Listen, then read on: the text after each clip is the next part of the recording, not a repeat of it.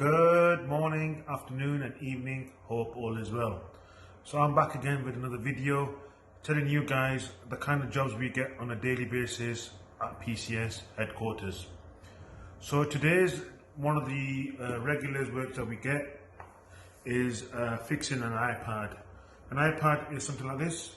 So this customer is saying that the iPad from time to time comes on but never holds charge, or when it does come on it's just switching off at random times. So for example, 1 minute the battery can show it's at 100% and it puts it to sleep, puts it back on and it's showing randomly 50%, 30%, and sometimes it goes up and down. So he's asked us to have a look at it and see if we can what the thing that we can do for this. So guys, do you think we can fix it?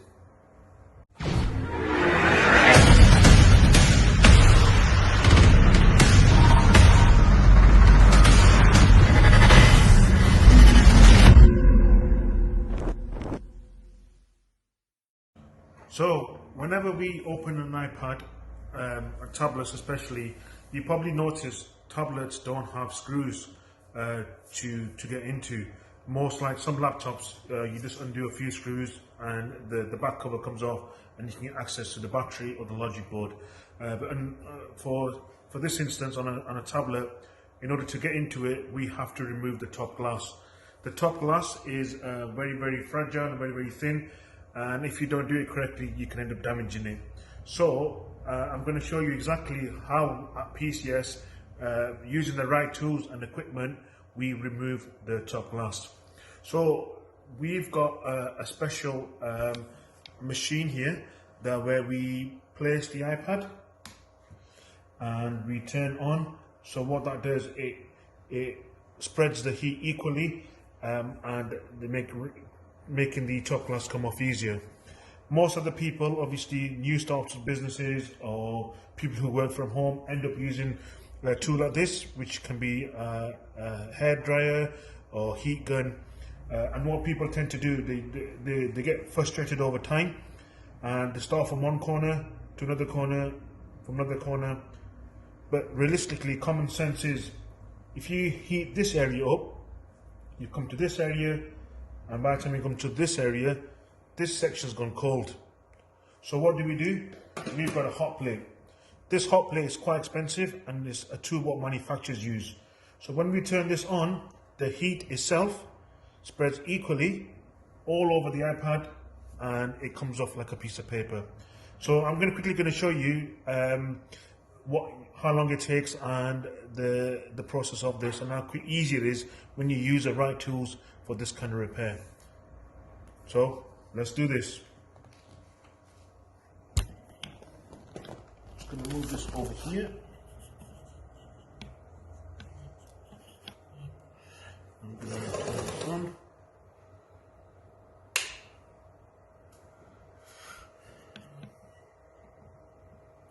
Give it a few seconds. But the kind of boring thing is here now for us is waiting around. So while this is waiting, I'm using my phone for the camera. I can't do much. So what can we do meanwhile? Do we just read the newspaper? Do we go onto LinkedIn, check a few posts, like a few posts and see what people are doing? Or can we just sit back and pray that this repair goes really well? Anyway, I'm going to speed this up.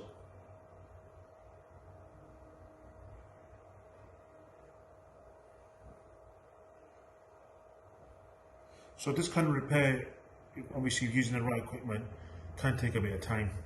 So on average, this should take at least 5 to 10 minutes maximum. Whereas if I were using this kind of equipment, it can take a bit longer, and if I don't use the right tools, it can end up damaging the top glass. And bear in mind, we've had people come in who end up using this kind of equipment.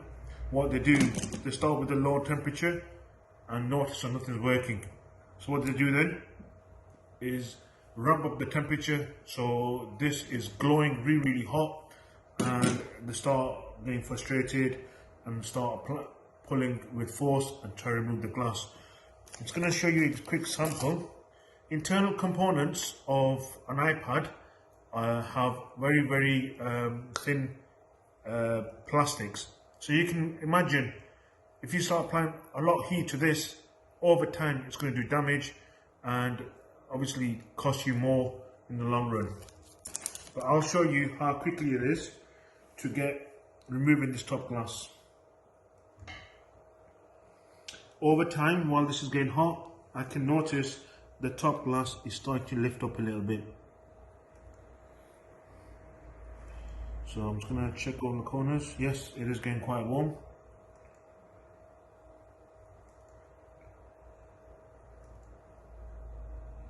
Just going to give it a few more minutes.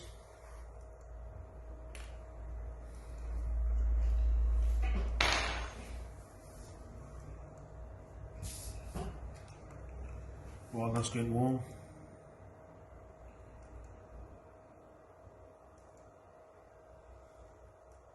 just going to apply these suction cups.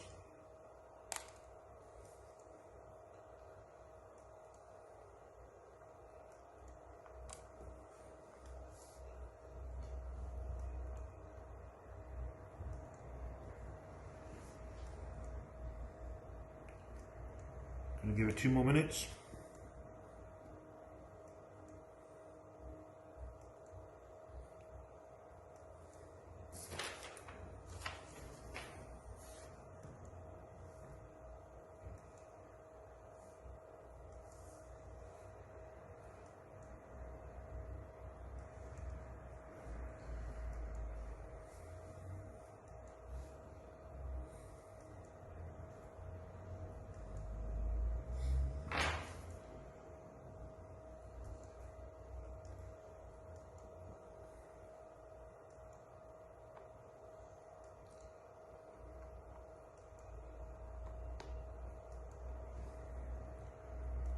Yep, it's coming in softer.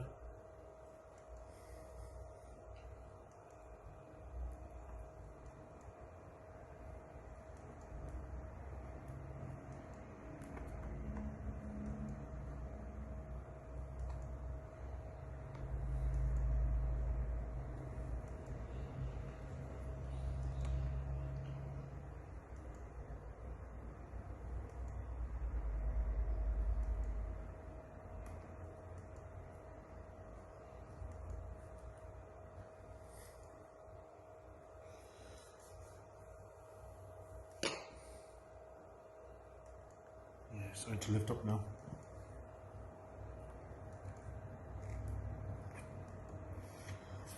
So I'm just going to check all the corners, making sure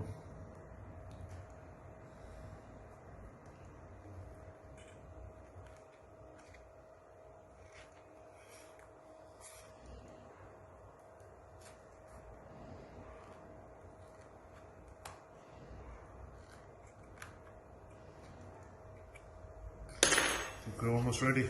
So watch this, guys.